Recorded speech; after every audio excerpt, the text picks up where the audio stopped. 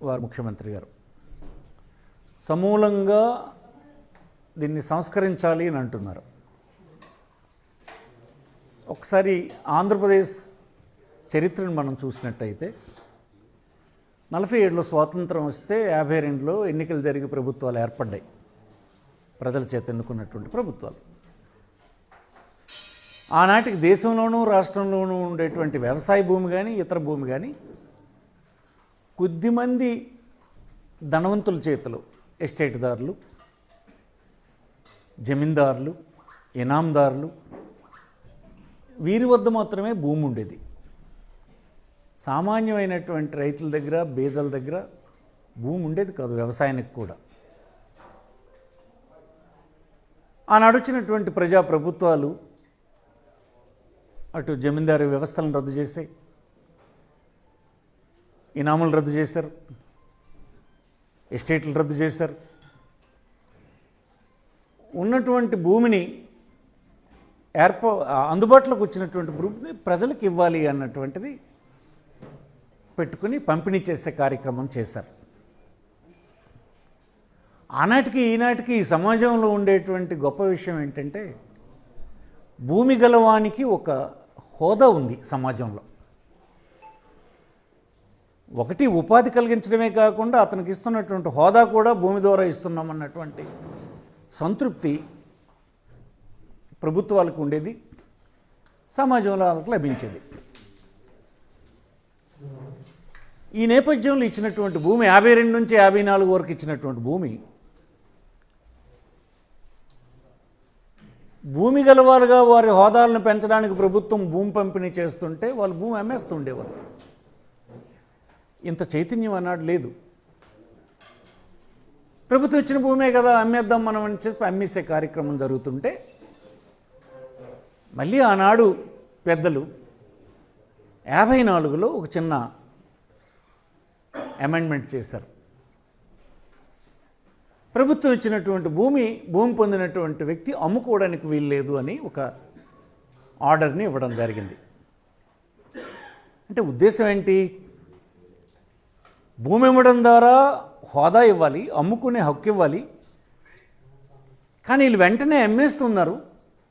వీళ్ళలో ఉండేటువంటి నిరక్షరాస్యత, బేదరికము, ఆనాడు సమాజంలో ఉండేటువంటి పెత్తందారుల తాలూకా ప్రభావం వలన భూమి ఎవరి దగ్గర ఉండడం లేదు కనుక మనం ఈ నిబంధన పెడదామని చెప్పి ఆ నిబంధన పెట్టి ఆపడం జరిగింది.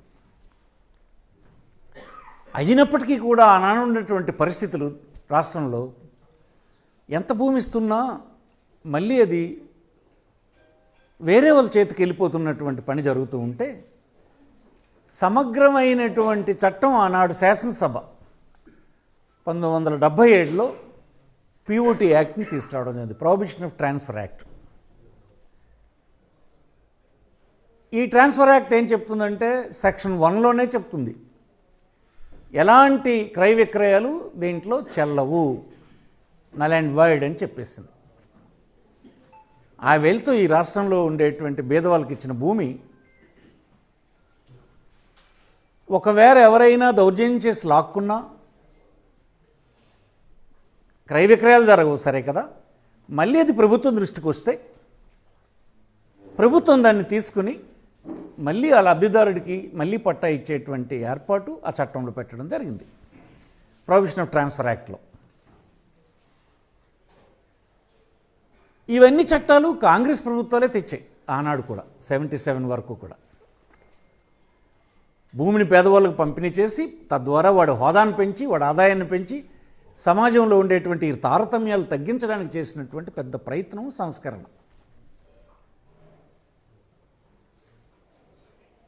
తరువాత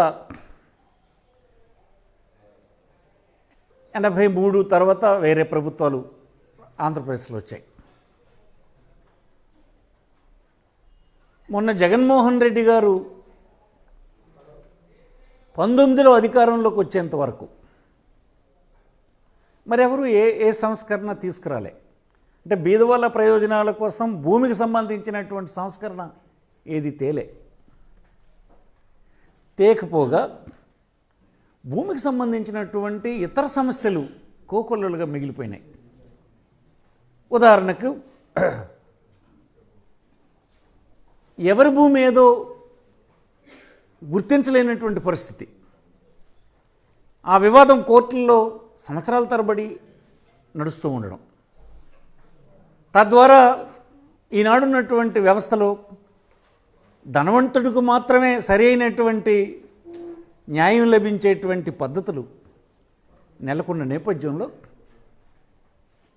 కోర్టుల్లో దశాబ్దాల తరబడి వివాదాలని పరిష్కరించుకోలేక విసిగిపోయి పెట్టుబడి పెట్టలేక కారు చౌకగా భూములు అమ్మేసేటువంటి పరిస్థితి మన రాష్ట్రంలో కూడా నెలకొంది. అనేకమైనటువంటి భూములు ఎవరివో తెలియనటువంటి పరిస్థితి. ఉదాహరణకు చుక్కల భూములు. ఏమిటి చుక్కల భూములు? బ్రిటిషర్సు 100 సంవత్సరాల క్రితము ఈ రాష్ట్రంలో సర్వే నిర్వహించినప్పుడు ఆనాడు భూమి కలిగినటువంటి భూమి కలిగినటువంటి రైతు తెలియకో అమాయకత్వం వలనో ఆబ్సెంట్ అవ్వడం వలనో వారు సర్వే చేసినప్పుడు చుక్కలు పెట్టేశారు ఆ భూమి ఎవరిదో తెలియక. అదంతే, అప్పటి నుంచి మళ్ళీ సర్వే జరగలేదు. చుక్కల భూములని ఆ భూములేమో ఎవరికి హక్కులు ఇవ్వబడలేదు, ఆ ఆస్తి మీద ప్రభుత్వం బ్యాంకులు ఎలాంటి రుణాలు ఇవ్వబడలేదు, అలాగ ఉండిపోయినాయి. అలాగలే లంక భూములు, లంకల్లో ఇచ్చినటువంటి భూములకి పట్టాలు ఇచ్చే పరిస్థితి లేదు. అనాధీనం అనేటువంటి భూములు ఆ ఖాతాలో అనాధీనం అని రాశారు అంతే. ఆ రైతే గడిచిన కొన్ని దశాబ్దాల నుంచి దాన్ని పండించుకుంటున్నాడు, వాళ్ళకి పట్టాలు ఇవ్వరు. ఇలాంటివేవి పేదవాళ్ళకు సంబంధించినటువంటి నిర్ణయాలు మళ్ళీ మధ్యన జరగల. ఆ ముందు జరిగినటువంటి పేదవాళ్ళకు జరిగినటువంటి రెవెన్యూ సంస్కరణలో పేదల వైపు ఇచ్చినటువంటి సంస్కరణలు ఏవైతే దాని తర్వాత ఎవరు ఏమి చేపట్టలే. 19లో ఏర్పడినటువంటి జగన్మోహన్ రెడ్డి ప్రభుత్వం, అంటే మేమందరం క్యాబినెట్లో ఉన్నటువంటి ప్రభుత్వం, మళ్ళీ పెద్ద ఎత్తున రెవెన్యూ సంస్కరణల్ని చేపట్టింది. ఆ చుక్కల భూముల్ని 2019 వరకు నుంచి 12 సంవత్సరాలు అంతకుముందు ఆ భూమిపైన ఉన్నటువంటి రైతులకి పట్టాలిచ్చే కార్యక్రమం చేశాం. ఇది ఒక గొప్ప నిర్ణయం. 100 సంవత్సరాలు పరిష్కరించబడినటువంటి సమస్య జగన్మోహన్ రెడ్డి నిర్ణయం వల్ల జరిగింది. అది ఎవరికి నష్టం? దీనివల్ల ఆ బ్యాంకుల్లో ఆ ఆస్తిని బ్యాంకుల్లో కుదువబెట్టడానికి అవకాశం వచ్చింది, పెట్టుబడి వచ్చింది.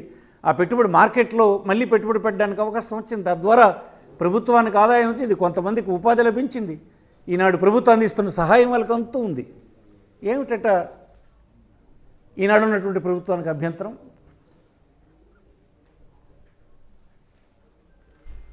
నేను ముందే చెప్పాను, 52 నుంచి భూములు ఇచ్చినప్పుడు మొదటిసారి భూములు పంపిణీ బీదవాళ్ళకి చేసినప్పుడు ప్రభుత్వం ఏం ఆలోచించింది? భూమి ఇద్దామని ఇచ్చింది. అంటే సాగు చేసుకునే హక్కు, అమ్ముకునే హక్కు అన్నీ ఇచ్చింది, హోదా పెంచాలని. కానీ ఆవేళ అజ్ఞానం ఉండడం వలన, చైతన్యం లేకపోవడం వలన, సమాజంలో ఇతరుల పెత్తనం బాగా సాగుతున్న రోజుల్లో ఆ భూమి ఆ నిరుపేద నిలుపుకునే పరిస్థితి లేదు కనుక 54లో అమ్ముకోవడానికి వీల్లేదని చెప్పారు. 77లో ప్రొహిబిషన్ ఆఫ్ ట్రాన్స్ఫర్ యాక్ట్ని తెచ్చి అమ్మడానికి కొనడానికి వీల్లేదని పెట్టారు. కానీ ప్రభుత్వ ఆలోచన మాత్రం అన్ని హక్కులతో కలిపి వాడి హోదా పెంచాలన్నదే ఒరిజినల్ ఆలోచన ఆనాడు ఉన్నటువంటి ప్రభుత్వంది. 52 తర్వాత ఈవేళ అంటే 19లో ఏర్పడినటువంటి ప్రభుత్వం అనేక ప్రాంతాల నుంచి ఇప్పుడు మేమందరం భూమి పొందినటువంటి బీదవాళ్ళందరం పిల్లలను చదువుకునే అవకాశం వచ్చింది. ఈ 70-80 సంవత్సరాల్లో అనేక ఉపాధి మార్గాలు వచ్చాయి. దానికి పెట్టుబడి అవసరం పడుతుంది. మా దగ్గర ఉన్నటువంటి భూమి కేవలం వ్యవసాయం తప్ప ఇతర అవసరాలకు పనికిరావడం లేదు. మాకు అది అమ్ముకోవడానికి అవకాశం ఇస్తే అవసరమైన దగ్గర అమ్ముకుని ఆ పెట్టుబడిని మా పిల్లల యొక్క ఇతర ఉపాధి అవకాశాల కోసం పెట్టుబడి పెట్టే వీలు పడుతుందని చెప్పి కోరితే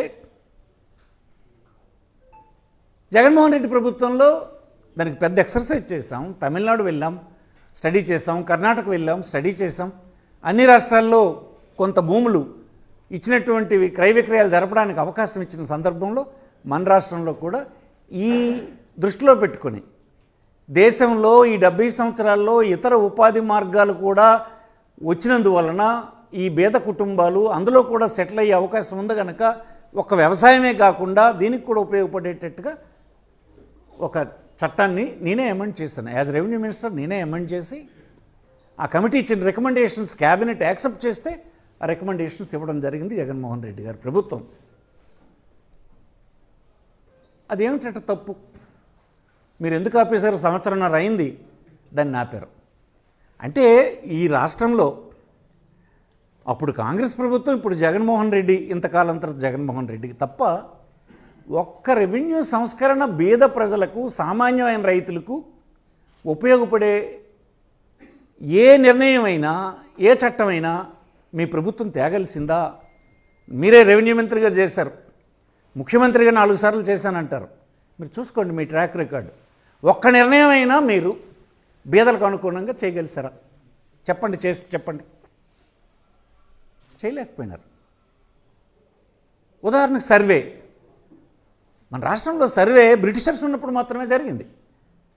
ఏ మాటకు ఆ మాట బ్రిటిషర్స్ చేసినటువంటి రికార్డు చాలా పర్ఫెక్ట్గా చేశారు. ఆనాడు రోడ్లు లేవు, ఇంత టెక్నాలజీ లేదు, ట్రాన్స్పోర్ట్ లేదు, ఏం లేకపోయినా ఆనాడు అంత చక్కనైన రికార్డు రూపొందించారు.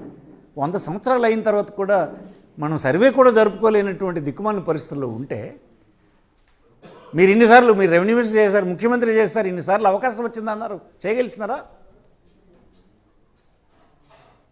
జగన్మోహన్ రెడ్డి ప్రభుత్వం అత్యుత్తమమైనటువంటి టెక్నాలజీని తీసుకొని సర్వేని బిగిన్ చేశారు. సుమారు 10,000 రెవెన్యూ విలేజ్ని సర్వే కంప్లీట్ చేయడం జరిగింది. మీరు ఆ సర్వే జరిగిన గ్రామంలో వెళ్ళి అడగండి, ఒకటి అరా ఎక్కడైనా తప్పులుంటే రెక్టిఫై చేసుకునే అవకాశం ఆ ప్రాసెస్లో ఉంది. అపీల్స్ ఉన్నాయి, అపీల్స్లో చేస్తారు. మీరు చేయలేకపోయినారు కదా. సర్వే ద్వారా ఈవేళ పర్ఫెక్ట్గా రికార్డు తయారైనటువంటి రైతులను అడగండి, మీరు ఎంత సంతోషంతో ఉన్నారు వాళ్ళు. ఎందుకు సంవత్సరంన్నర మీరు ఇప్పుడు ఏమీ చేయలేకపోయినారు? మీ సంవత్సరంన్నర కాలంలో మీరు చేసింది ఏంటంటే ఇతరుల దగ్గర ఉన్నటువంటి భూమిని లాక్కొని ధనవంతులకు ఇచ్చే కార్యక్రమం చేశారు. మీ చేతిలో పెట్టుకున్నారు భూమంతా, పెట్టుకొని ఇప్పుడు మార్కెట్ వాల్యూస్ని ఇప్పుడు రివైవ్ చేయండి అని అంటారు. ఏం మార్కెట్ వాల్యూస్? ఎవరికి సంబంధించింది? మీ దగ్గర పెట్టుకున్నటువంటి భూమికి ప్రభుత్వం వద్దకు లాక్కొని ప్రజల దగ్గర లేకుండా ఉన్నప్పుడు మార్కెట్ వాల్యూని పెంచి ఎవరికి మేలు చేయాలనుకుంటున్నారు? ఎవరికి మేలు జరిగేటువంటి నిర్ణయాలు ఇవన్నీ? ఒక్క సందర్భంలోనైనా పేద ప్రజలకి, సామాన్య రైతులకి, భూమి గల వాళ్ళకి ఎక్కడైనా మేలు జరిగినటువంటి నిర్ణయం మీరు చేయగలిసినారా? ఎన్ని చేశాము? జగన్మోహన్ రెడ్డి కాలంలో ఆనాడు ప్రభుత్వాలు వదిలేస్తే మళ్ళీ తర్వాత 77 తర్వాత ఒక సంస్కరణ వచ్చిన తర్వాత మళ్ళీ 2020 వరకు ఇన్ని సంస్కరణలు జగన్మోహన్ రెడ్డి చేసిన సంస్కరణలు. అంటే సంస్కరణ ప్రతిదీ కూడా సామాన్యమైనటువంటి రైతాంగానికి, సామాన్యమైనటువంటి భూమి గలవాళ్ళ వారికి, నిరుపేదలైనటువంటి రైతులకు ఉపయోగపడేవి. అవన్నీ మీరు వక్రీకరించి ఎలక్షన్స్లో ఓట్లు మీరు సంపాదించవచ్చు. కానీ మీరు గుండె మీద చేసుకొని చెప్పండి, ఏ ఒక్క సంస్కరణ అయినా ప్రజలకు సంబంధించి చేయగలిసినారా? చెప్పండి, మీరు ఈవేళ చెప్పండి. ఒక డయాస్ మీదకి రమ్మంటే నేను వస్తాను, మీరు చెప్పండి, మీరు చెప్పిన సంస్కరణ ఏంటి? ఉన్నటువంటి భూమి వ్యవసాయ భూమి నుంచి వ్యవసాయేతర భూమి కింద మార్పు చేస్తే మన దగ్గర రికార్డు లేని అయోమయ పరిస్థితి ఉండేది జగన్మోహన్ రెడ్డి గారు వచ్చినప్పటికీ. అలాగే గ్రామ కంటాలు, దానికి సంబంధించి కూడా ఏ రికార్డు లేకపోతే దానికి ఒక ఫెసిలిటీ మేము వచ్చిన తర్వాత కల్పించినాం. ఒక సర్టిఫికెట్ ఇచ్చి భూమి హోదాదారు ఇతనే అని చెప్పి అతను బ్యాంకులకు పోయినా ఇతర అవసరాలకు పోయినా ఉపయోగపడేటట్టుగా ఒక సర్టిఫికెట్ ఇచ్చేటువంటి అవకాశాన్ని కల్పించినాం. మీరు అధికారంలో ఉన్నప్పుడు అన్నీ 22A రిజిస్ట్రేషన్ యాక్ట్లో ఉన్నటువంటి ఒక నోటిఫికేషన్ పెట్టేసి అన్నీ గందరగోళం సృష్టించారు రాష్ట్రం అంతా. మేము ప్రయత్నం చేసాం, చాలా వరకు ఇవ్వడానికి ప్రయత్నం చేసాం. మీరు కేసులు పెట్టి అధికారుల్ని బెదిరించేసినందువలన ఏ ఒక్క అధికారి 22A నుంచి ప్రాసెస్ చేసి ఇవ్వడానికి వీల్లేనటువంటి పరిస్థితుల్లో భయపడిపోయి ఆగిపోయినారు. అన్నీ మేము రిలాక్స్ చేసి ప్రతి జిల్లాలో మానిటర్ చేసినా, ఎంత ఒత్తిడి పెట్టినా చేయలేని పరిస్థితిని క్రియేట్ చేసినారు. ఈవేళ మీరు 22Aలో పెట్టడం అంటే ఏంటంటది, ఆ భూమికి పూర్తిగా ప్రభుత్వ భూమి ఇంట్రెస్ట్ ఉందని చెప్తూ ఏమీ కార్యక్రమాలు జరగకంట. అది ఎన్ని సంవత్సరాలు పెడతారు అలా? ఎంతమంది గగ్గోలు పెడుతున్నారు, ఎంతమంది బాధపడుతున్నారు. మీరు చేసిన ప్రయత్నం ఏంటి? ఇప్పుడు పోనీ ఈ సంవత్సరాలలో మీరు చేసిన ప్రయత్నం ఏంటి? ఏ అధికారి అయినా మీరు చెప్తే ఇచ్చే పరిస్థితిలో ఉన్నాడా? మీకు సెలెక్ట్ చేసుకుని 1-2 రైతుల్ని, 1-2 వ్యక్తుల్ని, రకరకాల చేతులు అన్నీ మారుతున్న తర్వాత అవి చేస్తూ ఉన్నారు. ఇదేనా ప్రజలు కోరుకున్నటువంటి సంస్కరణలు? ఒకటి మీరు చేయలేదు, తెచ్చిన సంస్కరణల్ని అమలు జరుగుతున్నట్టు కూడా చేయలేకపోయినారు. అన్ని అబేన్స్లో పెట్టేశారు. సంవత్సరంన్నర తర్వాత ఇప్పుడు తెల్లారినట్టుగా మీకు 3వ వంతు ప్రభుత్వ కాలం మీది పూర్తయిపోయింది. ఇంకో సంవత్సరంన్నర అయిపోతే ఎన్నికలు 3 వచ్చేస్తుంది. ఇప్పుడు ఇంకా అన్ని సంస్కరణలు చేస్తామని మీరు చెప్తున్నారు. ఏమిటి సంస్కరణలు? భూమి వాల్యూస్ ఒకసారి పెంచారు, మళ్ళీ ఇప్పుడు పెంచడానికి సిద్ధపడుతున్నారు. ఏమి దీంట్లోన ఏమి ప్రయోజనం ఉంది ప్రజలకి? సర్వే ఎక్కడిదక్కడ ఆగిపోయింది. ఫ్రీ హోల్డ్ చేసే కార్యక్రమం ఆపేశారు. అందులో ఉన్న లోపాలు ఏమైనా మీరు చూపించగలరా? ఏదైనా ఒకటి చూపించి, బూత్ చూపించి, మీకు అనుకూలమైనటువంటి మీడియా సాధనాల ద్వారా ప్రజల్లో భయకంపితులను చేసి ఎన్నికల నాడు ప్రయోజనం పొందినారు. నేను మళ్ళీ టైటిల్ యాక్ట్ మీద మళ్ళీ నేను మాట్లాడుతాను. సుదీర్ఘమైనటువంటి ప్రెస్ మీట్లో మళ్ళీ మీకు చెప్తాను. అది ఎలా జరిగింది, ఏంటి, ఎవరిది లోపం, ఎవరిది కరెక్ట్ అన్నటువంటి మళ్ళీ చెప్తే. ఇప్పుడు ఎన్నికలు ఏమి లేవు. కానీ భూమికి సంబంధించి మీరు అనుసరిస్తున్నటువంటి పద్ధతులు చాలా తప్పుగా నడుస్తున్నాయి రాష్ట్రంలో. ఎంఆర్ఓ కార్యాలయాలన్నీ ఎమ్మెల్యేల చేతుల్లోకి వెళ్ళిపోయినాయి. సబ్ రిజిస్టర్స్ని వాళ్ళ కార్యాలయాలన్నీ వాళ్ళ చేతికి వెళ్ళిపోయినాయి. ఎమ్మెల్యే పెర్మిషన్ లేని చెక్కులు రాయొద్దని అధికారుల్ని, ఎగ్జిక్యూటివ్ ఆఫీసర్స్ని వాళ్ళని బెదిరించేటువంటి పరిస్థితి జారిపోయింది. మీ పరిపాలనలో చెయ్యి జారిపోయింది. పరిపాలన అంతా వ్యక్తుల చేతుల్లోకి, ఎమ్మెల్యేల చేతుల్లోకి, ఎమ్మెల్యే చెప్పు చేతుల్లో మనుషులకి వెళ్ళిపోయింది పరిపాలన అంతా. ఎవరు చెప్పినా వినే పరిస్థితి ఈనాడు లేదు. ఏ కార్యాలయంకి వెళ్తే ఆ కార్యాలయం మీరు ఏ పార్టీ వాడు, మీ ఎమ్మెల్యే చెప్పాడా లేదా, అక్కడ డబ్బులు ఇచ్చుకునిరా, ఇక్కడ మేము కార్యక్రమం చేస్తామన్నటువంటి స్థితి వచ్చేసింది. అందుకే ఈవేళ ఒక సర్వే చేస్తే ఆ సర్వేలో మొత్తం మెజారిటీ ఎమ్మెల్యేలు, 80% ఎమ్మెల్యేలు రెడ్ జోన్లోకి వెళ్ళిపోయినారు. ప్రజలను మీరు తక్కువ అంచనా వేస్తున్నారు. ప్రతిరోజు మీ ఎమ్మెల్యేలు తాలూకా స్థితిగతుల్ని గమనిస్తూ ఉన్నారు. ఇదే నా పరిపాలన. 4వసారి వచ్చినటువంటి ముఖ్యమంత్రిగా మీ పరిపాలనలో ఏమిటి గొప్ప ఉందని అడుగుతున్నాను నేను. ఏం లేదు. 1 ఎకరం భూమి ఎక్వైర్ చేసి ఇళ్ల స్థలాలకు ఇవ్వగలిసారా? ఎంత ఇచ్చాడో తెలుసా జగన్మోహన్ రెడ్డి? 30 లక్షల మందికి అవసరమైనటువంటి భూమిని డబ్బు పెట్టుకొని పట్టాలు ఇచ్చే కార్యక్రమం చేశాం. ఆ పట్టాల్లో ఇప్పుడు ఏమమ్ముకుందామని చెప్పి చూసేటువంటి స్థితే స్థానికంగా మీ కార్యకర్తల్లో ఉంది. ఇది నిరోధించే పరిస్థితి లేదు. ఎవరిది క్యాన్సిల్ చేద్దాం, ఎవరికి ఇచ్చేద్దామని చూస్తున్నారు. 12,000 కోట్ల రూపాయలు పెట్టి భూమి కొని 30 లక్షల మందికి భూమి సేకరణించి 30 లక్షల మందికి పట్టాలు ఇచ్చి ఇల్లు ఇస్తే మీరు సంవత్సరకాలంలో 1 ఎకరం భూమి కొన్నామని చెప్పగలరా? ఏమి సంస్కరణలు మీవి? ఏమి కార్యక్రమం మీది? ఏముందని? మీ ఇంట్రెస్ట్ లేవు ఉన్నాయి. దానికోసమని మీరు టైం అంతా అటు కేటాయించినారు, డబ్బు అంతా అక్కడ పెట్టుబడి పెట్టేస్తున్నారు. మిగతా జిల్లాలన్నీ నిర్వీర్యమైపోయినాయి. చూపించండి, 1,000 కోట్ల రూపాయలు పెట్టుబడి ఎక్కడైనా మీరు పెట్టారా? పోనీ ఇక్కడ తీసుకుందాం, శ్రీకాకుళం జిల్లాలో తీసుకుందాం. ఏమైంది? వంశధార తాలూకు ఇది చేయగలిసారా? ఎక్కడ ఒక బ్రిడ్జ్ పూర్తి చేయగలిసారా? ఏంటి మీకు 50 సంవత్సరాలు అధికారం ఇచ్చారా? 5 సంవత్సరాలకి సంవత్సరన్నర కాలం పూర్తి అయిపోయిందే. దగ్గర 2,65,000 కోట్లు అప్పు తెచ్చారే. ప్రతి సంవత్సరం 2 లక్షల కోట్ల రూపాయలు బడ్జెట్ ప్రయోజనం ఉందే. మరి 2 సంవత్సరాల తాలూకు డబ్బు 2 లక్షలు, 4 లక్షలు ప్లస్ మీరు అప్పు తీసుకున్న 265 ప్లస్ 6,65,000 కోట్లు మా జిల్లాకు వచ్చినటువంటిది 500 కోట్లు మీరు ఏదైనా చూపించగలరా? క్యాపిటల్ ఇన్వెస్ట్మెంట్ పెట్టినటువంటిది 500 కోట్లు మీరు చూపించలేదు. ఆంధ్రస్ రోడ్డు ఆగిపోయింది అన్నారు. మీరు డబ్బు ఇవ్వగలిసినారు ఈవేళకైనా? ఆఫ్టర్ ఆల్ 40 కోట్ల రూపాయల పని, అన్ని విమర్శలు చేసి, అన్ని వార్తలు రాసి, అన్ని ప్రదర్శనలు చేశారు. ఈవేళ మీరు పేమెంట్ ఇవ్వగలిసినారా?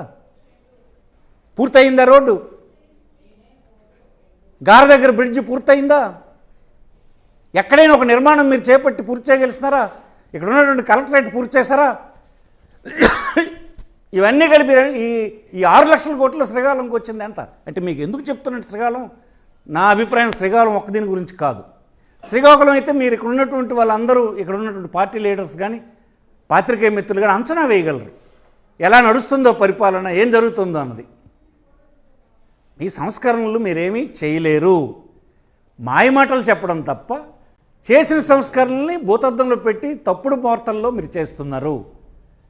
ఈవేళ సర్వే ఎంత మంచిది, సర్వే తాలూగా బ్యాక్గ్రౌండ్ ఏంటి, ఐడియాలజీ ఏంటి? గ్రామాల్లో అనేక కుటుంబాలు వివాదాలతో చిదిగిపోతుంటే తనకున్నటువంటి ఆస్తి నిరూపించుకోలేనటువంటి పరిస్థితుల్లో ఉంటే దానికి గాను సర్వే తెచ్చి సెటిల్ చేసి ఎవరిదాలకు అప్పచెప్పి అందించే ప్రక్రియ అది. 5 మిల్లీమీటర్ సెంటీమీటర్స్ కంటే ఎక్కడ తేడా లేనటువంటి టెక్నాలజీని తెచ్చి అమలు చేశాం. ఎందుకు నిలిచిపోయింది? ఈసారి జగన్ ఉన్నట్టు అయిపోయింది, మొత్తం అయిపోయింది.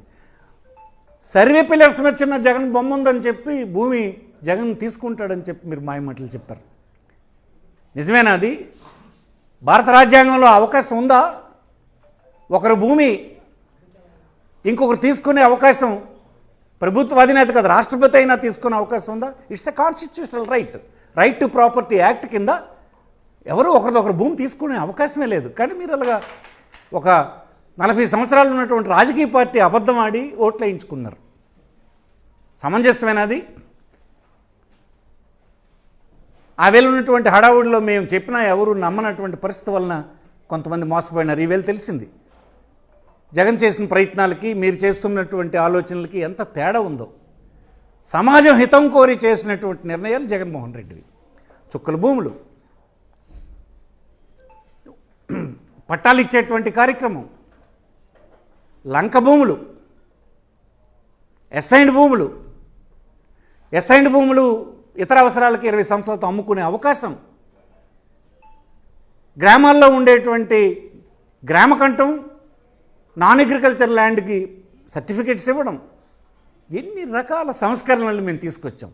మీరేమో మీ ఆఫీస్లో మీ అధికారుల ముందు అంతా తగలబడిపోయింది, మేము గొప్పగా చేసామని చెప్తే అది ప్రచారం చేస్తే అనుభవించినటువంటి రైతాంగానికి ఈనాడు తెలీదా? సంవత్సరాల క్రితం మీరు పట్టా పాస్ పుస్తకాలు ఆఫీసర్ మీరు లెక్కేసుకోండి. మీరు ఒకసారి మీరు పిలిచి అడగండి, మీ రెవెన్యూ అధికారులను అడగండి. ఈవేళకి ఒక్క పట్టదారు పాస్ పుస్తకం ఇవ్వగలిసినారా? ఎంత అయింది టైం? 18 నెలలు అయింది.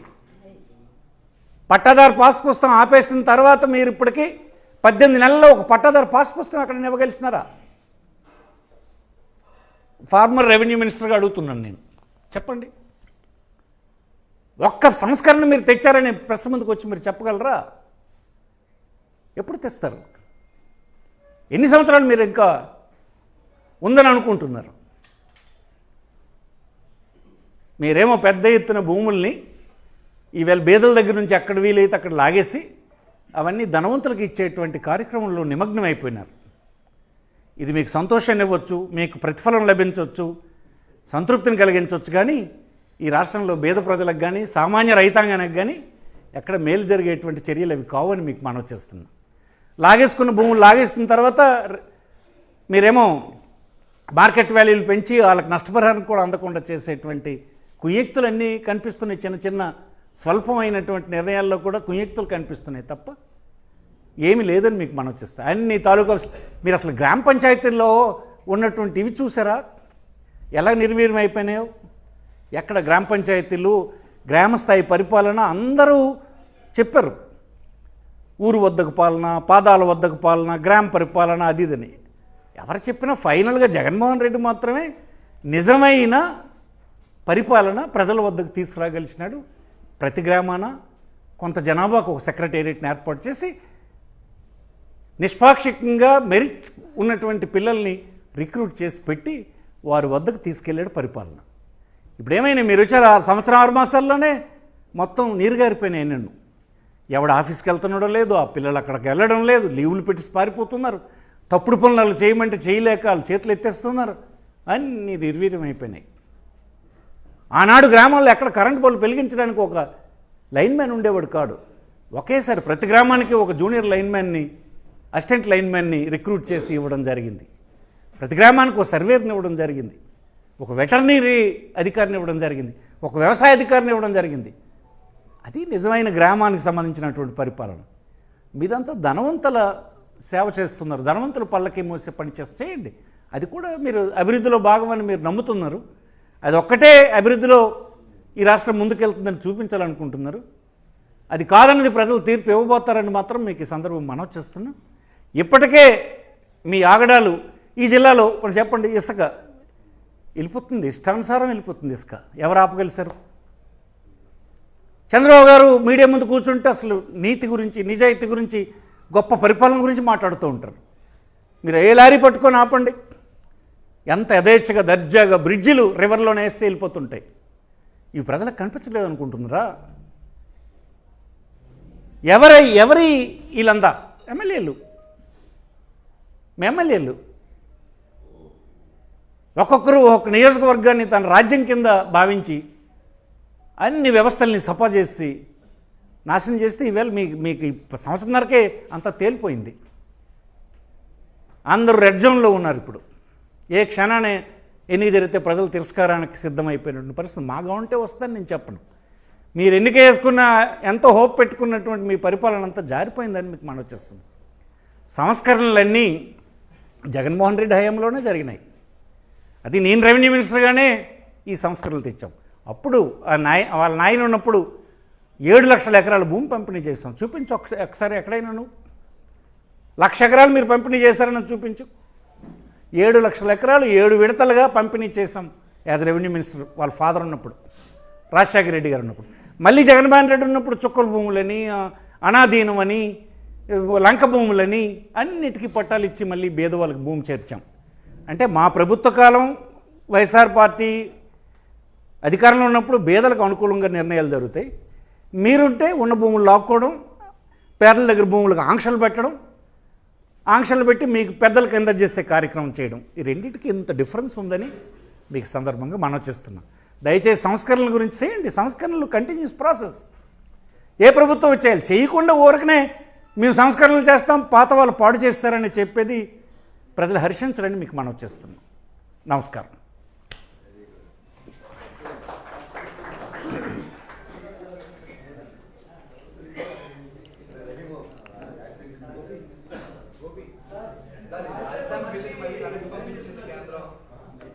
One after one.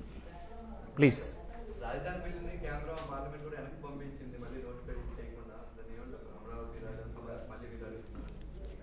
నేను ఒక పర్టికులర్ సబ్జెక్ట్ మాట్లాడడానికి వచ్చాను. నేనేం స్పోక్స్ పర్సన్ కాదు. నేను ఓన్లీ ఫార్మర్ రెవెన్యూ మినిస్టర్గా మాట్లాడాను. నాకు అవన్నీ తెలుసు కనుక, చూశాను కనుక టీవీల్లో నేను మాట్లాడడం ధర్మం, వాస్తవం ఏంటో ప్రజలకు చెప్పాలని వచ్చాను. అందుకోసం దీనికి సంబంధించినవి ఏవైనా అయితే ఈజీగా చెప్పగలుగుతాను, మిగతా అయితే స్టడీ చేసి మాత్రమే చెప్పగలను.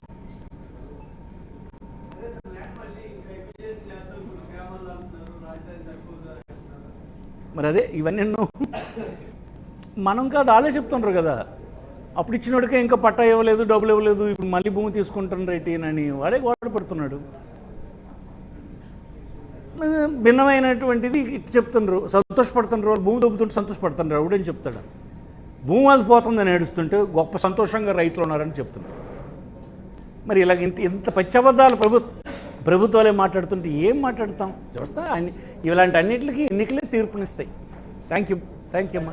కాఫీ ఎంత తాగారా మీరందరూ?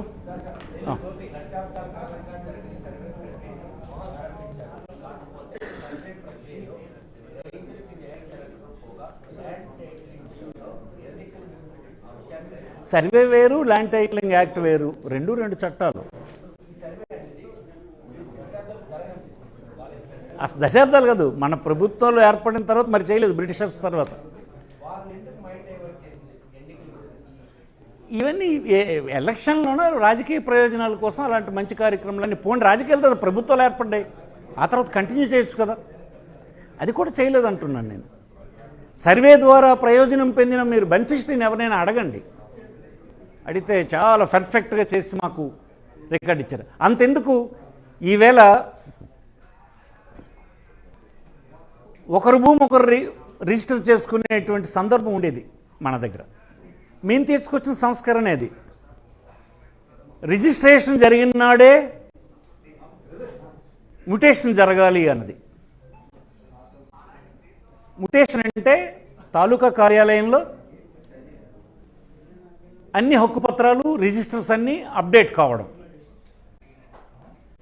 దీన్ని ఏం చేసాం మేము, కంప్యూటర్ ద్వారా అక్కడ చేస్తే వెంటనే ఇక్కడ ఆటోమేటిక్గా జరిగిపోయేది. మళ్ళీ వెళ్ళి మ్యుటేషన్ కోసం తహసీల్దార్ వద్ద దరఖాస్తు ఇవ్వనక్కర్లే. బట్ రిజిస్ట్రేషన్కి ముందు ఏం చేయాలి, రిజిస్ట్రేషన్కి ముందు అందుకే దానికి ఒక పార్సిల్ మ్యాప్ రెడీ చేసి సర్వే చేసి డిస్ప్యూట్ ఏమీ లేకపోతే ఆ నెంబర్ వస్తేనే, ఆ పార్సిల్ నెంబర్ వస్తేనే రిజిస్ట్రేషన్ చేస్తాడు. అంటే సిస్టమ్ ఎంత క్లీన్ అయిపోయింది. ఈ సంస్కరణ ఎవరు తెచ్చారు? మేము తెచ్చాం, మా ప్రభుత్వం తెచ్చింది, మేము తెచ్చాము, జగన్మోహన్ రెడ్డి తెచ్చారు. ఇవాళ క్లీన్గా జరుగుతుంది. అది ఒక మండల మెజిస్ట్రేట్ ఈవేళ ఎలా తయారు చేశారంటే, మండల మెజిస్ట్రేట్ని తహసీల్దార్ అంటే మండల మెజిస్ట్రేట్, కలెక్టర్ డిస్ట్రిక్ట్ మెజిస్ట్రేట్, అలాంటి మెజిస్ట్రేట్ని ఈవేళ ఎంత దిగజార్చారంటే ఎమ్మెల్యేలు గుప్పిట్లో పెట్టుకొని తప్పుడు పనులన్నీ వాళ్ళ చేత చేయించాలని ప్రయత్నం చేస్తున్నారు. ఏదో ఒకరోజు ఆంధ్రప్రదేశ్లో ఉన్నటువంటి ఉద్యోగులందరూ తిరుగుబాటు చేసే రోజు రాబోతుందని ఈ సందర్భం మనవి చేస్తున్నాం.